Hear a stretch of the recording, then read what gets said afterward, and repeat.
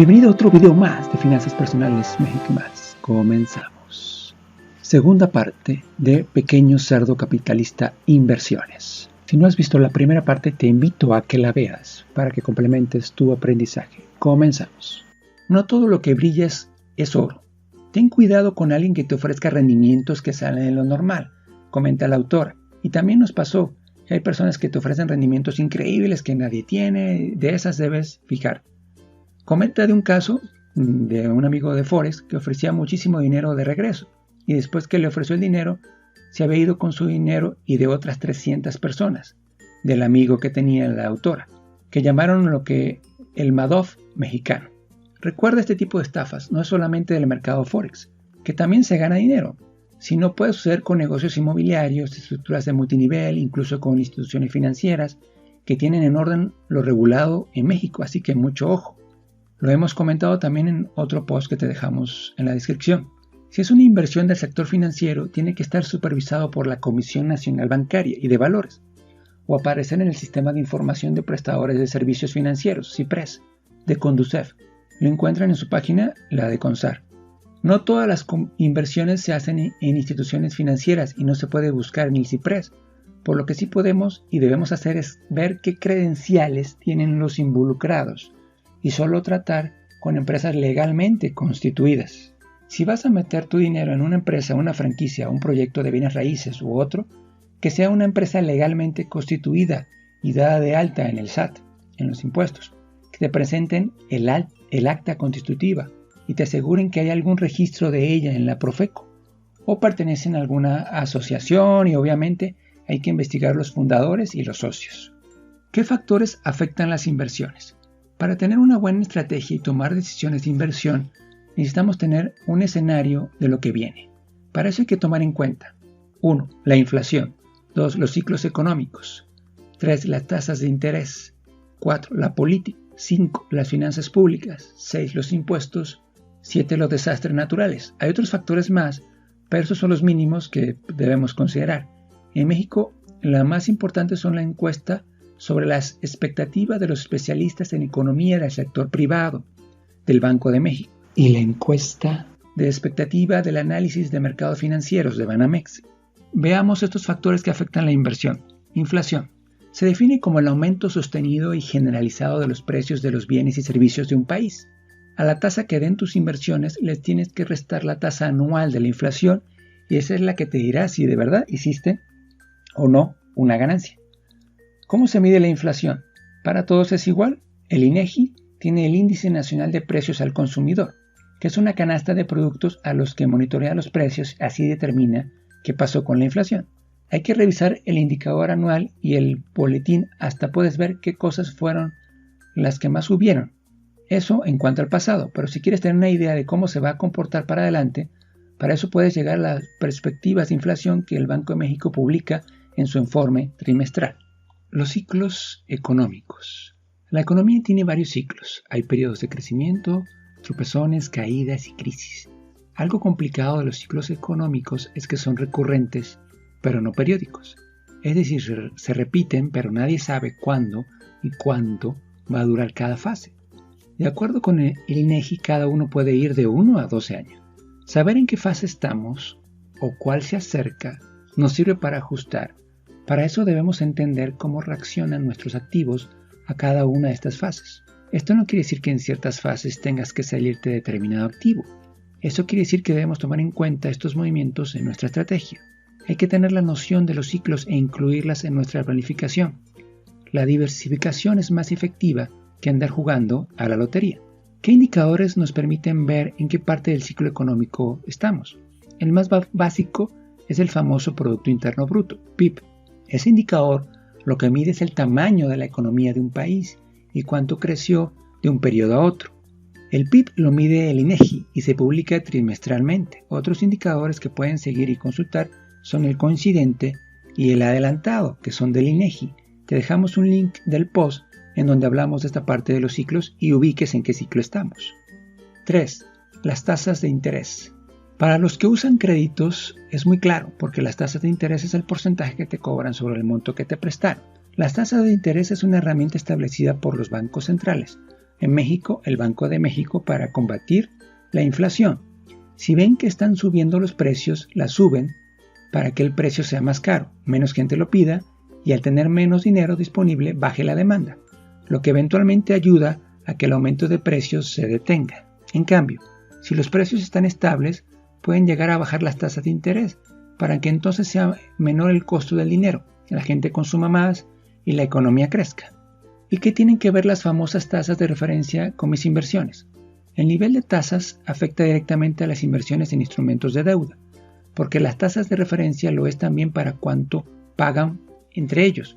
Por ejemplo, los CETES o pagares bancarios bajan tasas cuando las baja el Banco de México.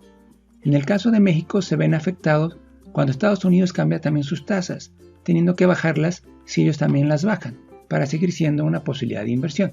Cuarto, las finanzas públicas. Un país que no lleve bien sus finanzas o esté sobreendeudado, tarde o temprano va a tener broncas para crecer, para pagar a sus acreedores. En algunos países como México hay políticas o leyes de déficit cero, es decir, que los gastos no pueden superar los ingresos, porque si no el faltante se tiene que cubrir con deuda. El objetivo es mantener finanzas sanas como en una casa.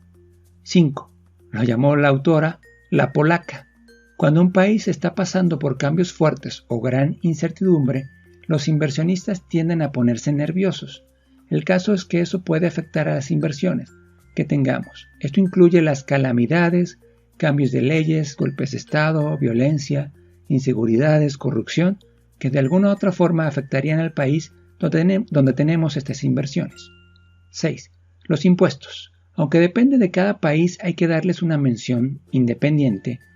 A. Si un país sube los impuestos, le afecta a las empresas y por ende a las inversiones realizadas con ellas. B. Si suben los impuestos, afectan el dinero que circula, por lo tanto, el crecimiento del país. C. Preguntas como: ¿cuánto tienen que pagar de impuestos? ¿Son deducibles de impuestos, como el caso del ahorro para el retiro? ¿Están exentas de impuestos sobre la renta, como las inversiones en bolsa? ¿Cómo se tratan fiscalmente las pérdidas? ¿Se puede deducir? ¿Qué pasa si tus inversiones están en otro país? Y si las quiere traer de regreso, ¿qué sucede? ¿Cuánto te cobran? Son importantes y pueden afectar tus inversiones y también hacerlas más eficientes. 7. Desastres naturales, calamidades, como las que vemos actualmente, como la pandemia, aunque los efectos de las catástrofes pueden afectar a diversos instrumentos. Uno de los más que pegan son los commodities o materias primas. En el caso de los agrícolas como el maíz, café o soya, los fenómenos meteorológicos como sequías o huracanes pueden tumbar la producción y afectar los precios. Una los puntos. ¿Cómo se relacionan todos estos factores entre sí? En muchas ocasiones, como con la pandemia, muchos factores se unen entre sí. Las bolsas cayeron muy fuerte en el 2020 y se recuperaron a pesar de todo.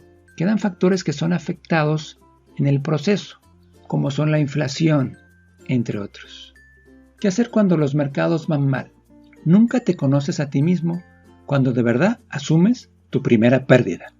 Siempre debes conocerte cómo actúas frente a las caídas y vaivenes del mercado. A lo largo del aprendizaje del inversionista, hemos visto caídas fuertes como en 2008, 2020, que hicieron que saliera la gente corriendo a vender sus inversiones. Cuando después de un tiempo se volvieron a recuperar, es decir, tienes que tener claro tu meta y el tiempo en que la vas a dejar. ¿Qué hacen los profesionales para no apanicarse? Hacen una referencia a la autora, Sofía, a Lyle Cranley, que estuvo a cargo de la Reserva Federal de Estados Unidos, con Carter y Reagan, en una conferencia que le preguntaron en 2008. ¿Qué consejo daba a los pequeños inversionistas ante la crisis? ¿Qué debían hacer? ¿Vender? ¿Comprar? El cual respondió con tono muy calmado, dijo que su único consejo para los inversionistas era algo así, como estarse quietos. Algo así como do nothing strategy. Recuerda, en tiempos turbulentos no debes tomar decisiones que afecten a tu portafolio si tu horizonte de inversión es a largo plazo. Está fuera de tu objetivo y estrategia que determinaste al principio de tu inversión. Tu estrategia debe considerar estos movimientos bruscos del mercado, así como todos los climas económicos que se presenten.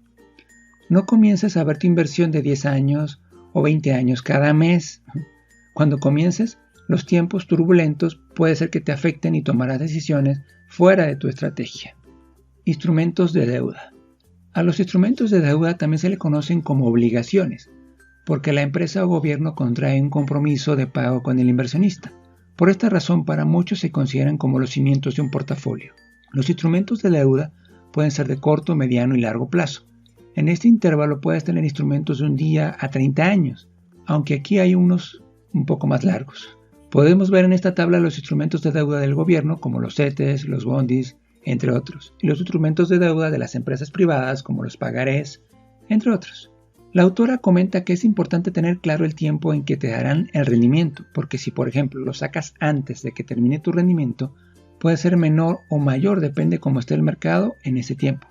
Y debes cuidarte porque si tienen comisiones estos instrumentos, a pesar de que tienen pocos rendimientos. Deuda gubernamental.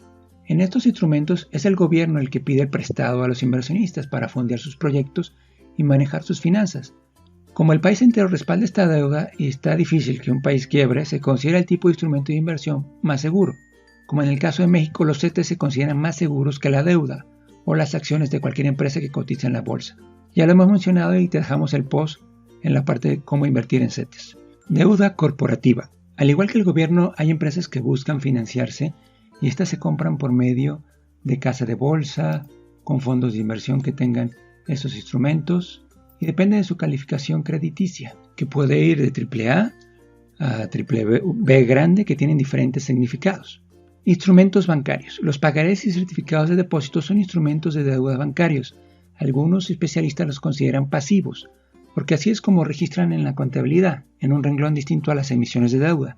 Pero la mecánica de pedir un montón a cambio de reponer el principal más una tasa de interés al vencimiento lo conocemos principalmente en los bancos.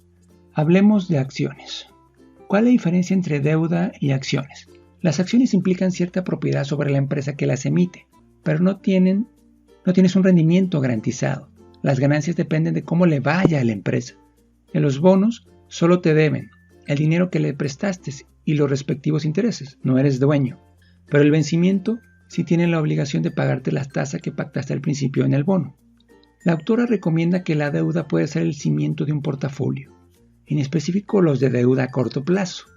Para invertir en acciones debe tener una estrategia a largo plazo y conocer qué empresa puede aumentar su valor en el futuro. ¿Cómo ciscarse para siempre en la bolsa? ¿Qué hay que entender para que no nos pase? Primero, ¿qué es una inversión de riesgo? Donde no hay un rendimiento garantizado y es de largo plazo. Si piensas utilizar ese dinero de 3 a 5 años, no lo coloques en la bolsa.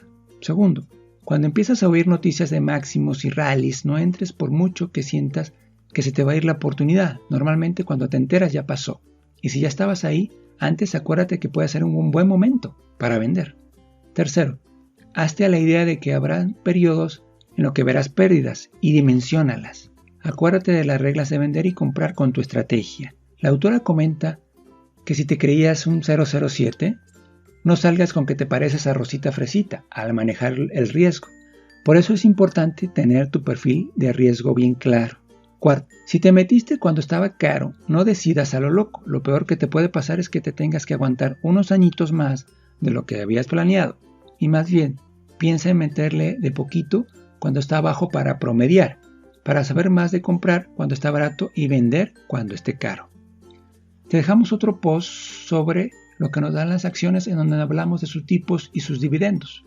Pone la autora también como advertencia que las acciones no son para novatos. Comenta de ir de pasito en pasito, es decir, fondos de inversión y después progresivamente. Invertir en cosas, commodities. Los commodities son materias primas como el oro, el petróleo, el cobre o los granos como soya o café, que tienen las características de ser fungibles o intercambiables, porque vienen empaquetados en la misma cantidad y calidad. No hay una traducción exacta de la palabra al español. Muchos dicen que es mercancía o materias primas. También puede ser producto o bien, aunque no significa eso. La autora asoció esta categoría con comodidad de intercambiar. Estos son los principales. Cuando la inflación es muy alta, los precios más altos, el valor del dinero más bajo, los inversionistas buscan poner su dinero en cosas que tengan un valor de intercambio, como los commodities. Son muchas las cosas que pueden afectar a los commodities. Aparte de hacer un buen análisis, hay que estar pegado a las noticias, porque cada uno puede tener sus peculiaridades y no todos se mueven igual. Algunos sirven más de refugio durante la crisis como el oro y la plata. Te dejamos también un post abajo de convertir en oro en la descripción. En México el mercado de commodities aún no está muy desarrollado. Hay por ahí algunos fondos de inversión que lo contienen, pero son básicamente estos metales. Derivados. Los derivados se llaman así porque su valor depende de otro activo, divisas, acciones, soya, oro, tasa de interés, etc.